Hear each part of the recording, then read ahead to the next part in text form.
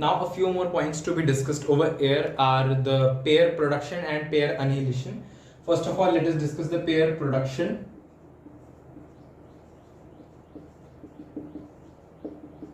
Now see, in case of pair production, your first of all, there is a gamma photon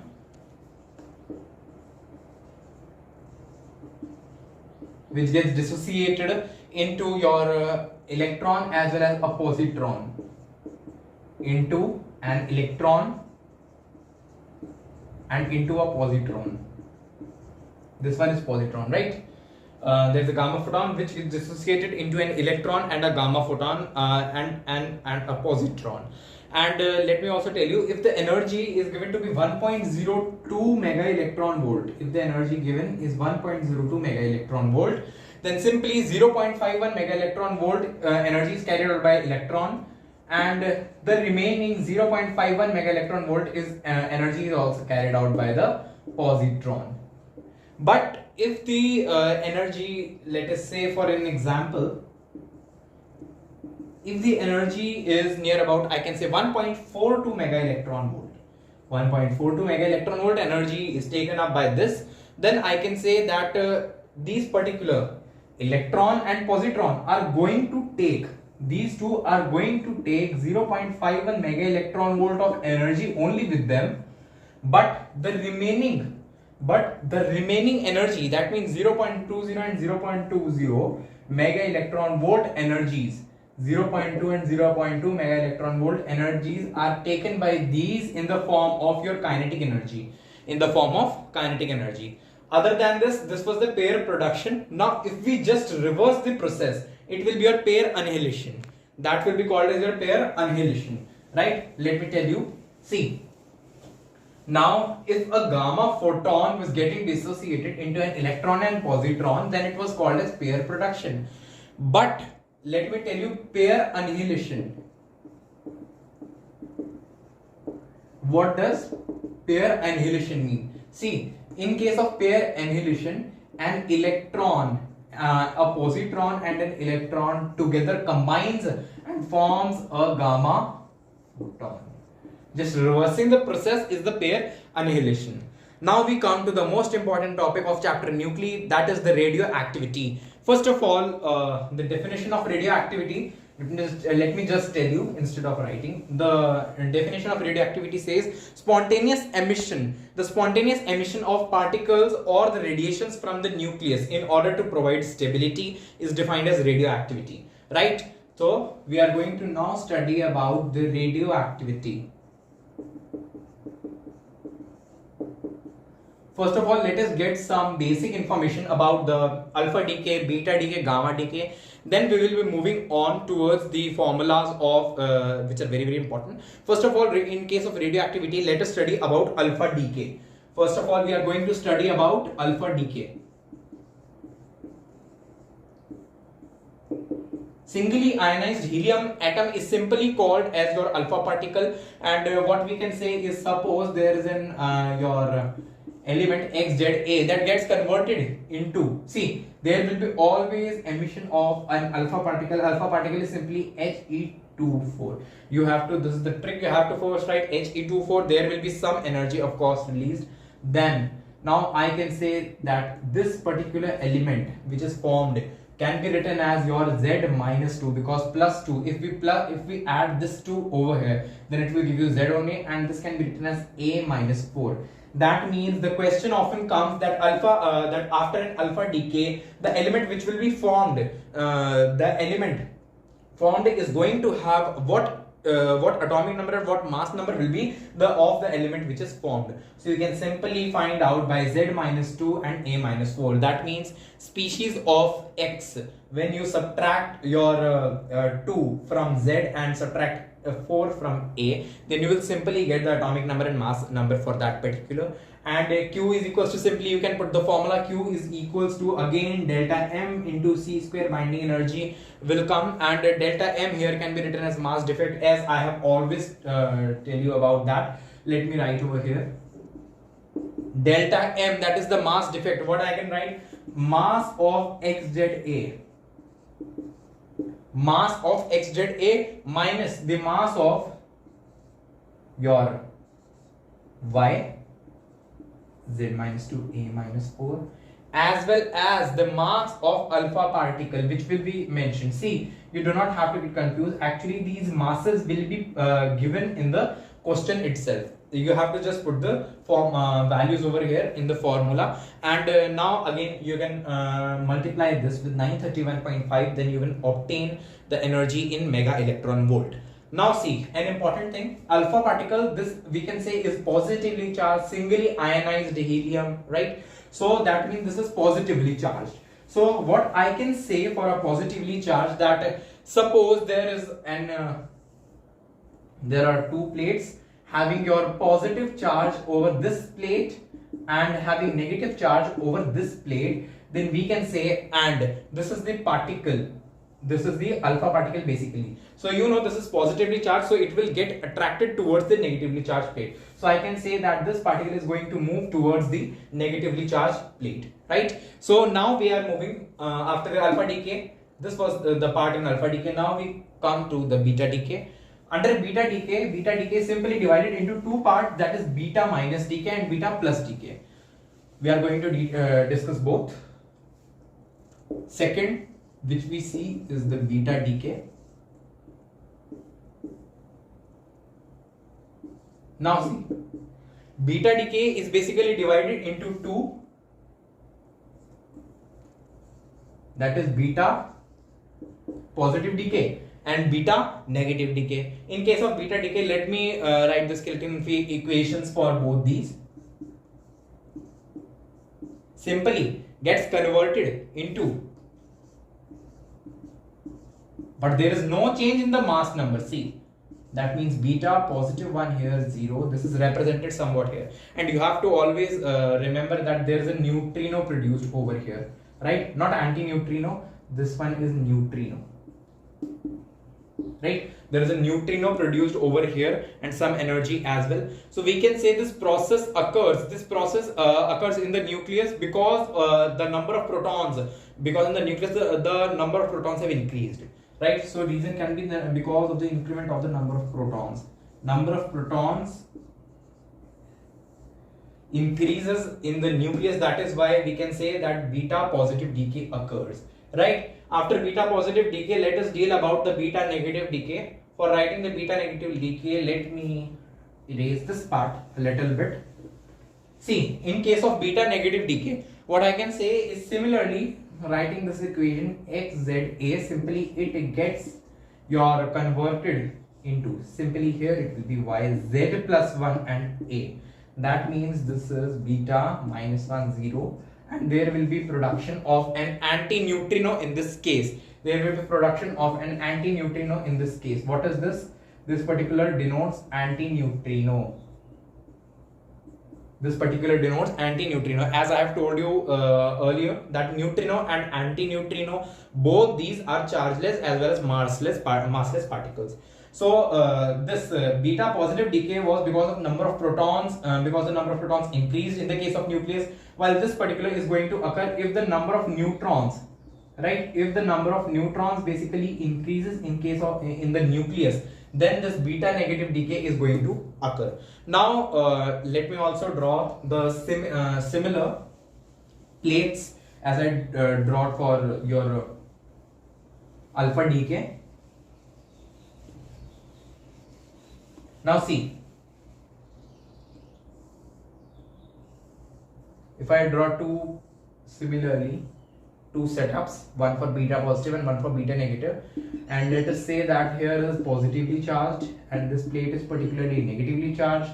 This plate has positively charged particles, this one has negatively charged. So what I can say that in case of beta positive, this particle is going to move towards the negative, and if there is a beta negative particle, then this is going to move towards the positive plate. Now this was the part to be dealt in the beta decay. Now we move ahead in the case of gamma decay. There is nothing to understand as such in case of gamma decay, but simply in the case of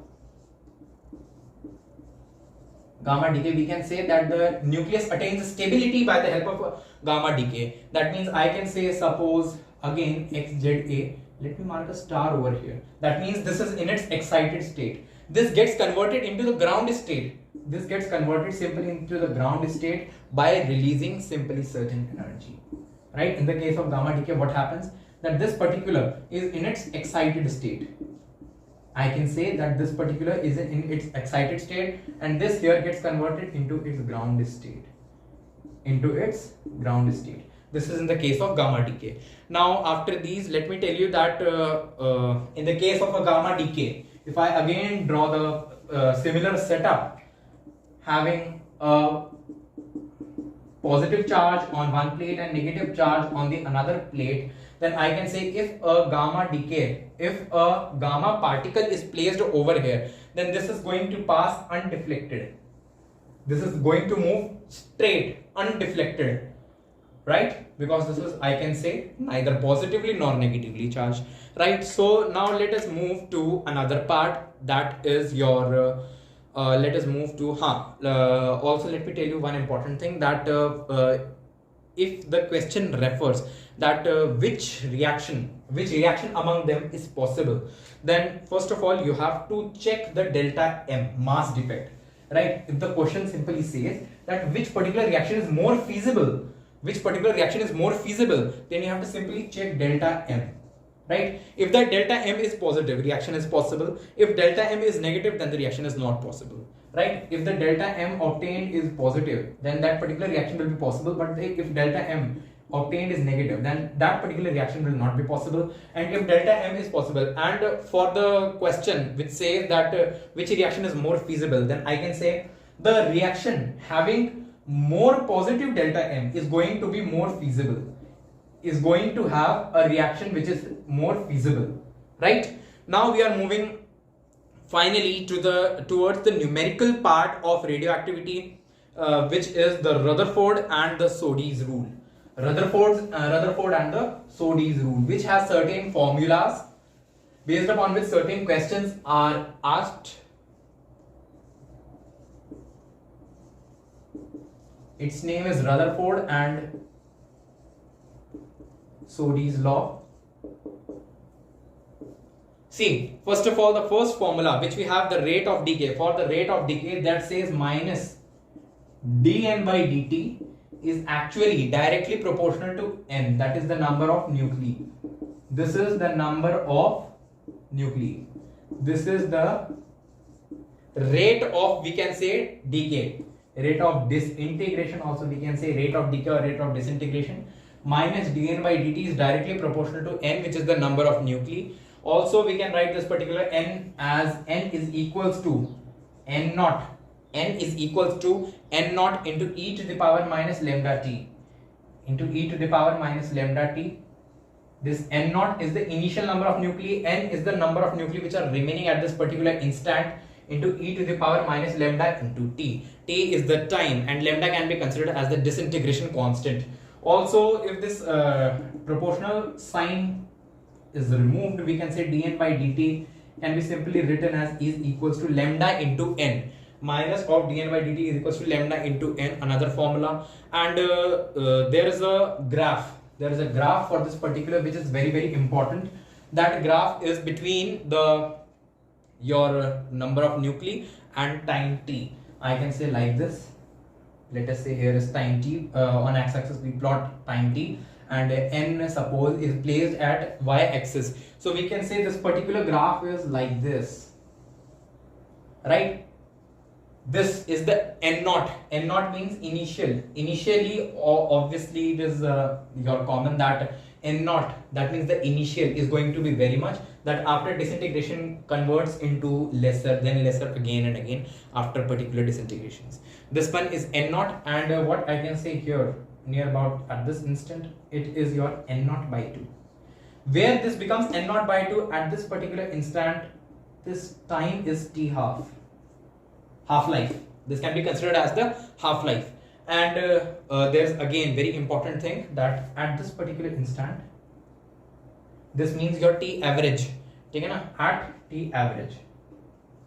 At T average, we can say 0.37 times of N naught is left. 0.37 times. At this particular instance, 0.37 times of N naught is left. Now let me also tell you T average, certain formulas about that. T half. T half, as you have studied in the class 12th chemical kinetics, it is similar to that only. T half is equals to ln2. ln2 by lambda. Or what we can write, ln2 can simply be written as 0.693 divided by lambda. First formula for T half is this particular. Another one is T average. Simply T average can be written as 1 upon lambda. That means the reciprocal of your lambda. Lambda was the disintegration constant. Now again there is, so we can write T half is equals to, as you saw, 1 upon lambda. So we can write, this can simply be written as ln2 multiplied by T average. ln2 multiplied by T average, or we can write 0.693 multiplied by T average. Now let us see one question which is based upon this, which I left or skipped, we can say, is it is also very important. Many of the questions directly get solved by that formula only. N by N naught is simply equals to 1 by 2 to the power T divided by T half. This particular formula has only to be used when both the values T as well as T half are given. Then we can use the formula N by N naught is equals to 1 by 2 to the power T by T half. Right? Now let us see one question which is based upon this formula only. So that particular question simply says, that in an old sample of rock, the ratio of uranium and your lead is 1:7. In the question it is given that the ratio of uranium with lead is given to be 7:1. 1:7. It is given to be 1:7. Now if the half-life of the uranium, is given to us. Half-life for uranium is simply given as 4.5 into 10 to the power 9 years. How old is sample of rock? Now we have to calculate simply T. We have to calculate T. It says how old is the sample of a rock. Assume it contains only uranium in the beginning. If we assume that only uranium is present in the beginning, that means in this particular question we can say only uranium is present in the beginning, so we can add on these two. That means 7 plus 1, 8. What we can write is simply N by N naught. In the formula, N by N naught is equals to 1 by 2 to the power T by T half, because the half-life for uranium is only given. So we can write 1 by 8. You can say here uranium, the ratio of uranium is 1 as compared to 7. So 1 by N naught means initially all was uranium. So we can write 7 plus 1 as 8 N naught. 1 by 8 is equals to 1 by 2 to the power T by T half. T we have to calculate 4 divided by T half. T half is simply given 4.5 into 10 to the power 9. Now according to your logarithmic rule, 1 by 2 to the power 3 I can write this, because 2 into 2 into 2, that is 8. 1 by 2 to the power 3 is equals to 1 by 2 to the power T divided by 4.5 into 10 to the power 9. Now as you know that 1 by 2 is common, so we can equate its power. We can simply equate its power. That means your 3 is equals to T by 4.5 into 10 to the power 9. That means simply T will be 4.5 into 3 into 10 to the power 9. That means the answer obtained is 13.5 into 10 to the power 9 years. This is our answer, right? After this we come to the portion activity. The formulas of activity is similar as compared to radioactivity. Let us fastly see that particular also. That will end the chapter over here, chapter nuclei.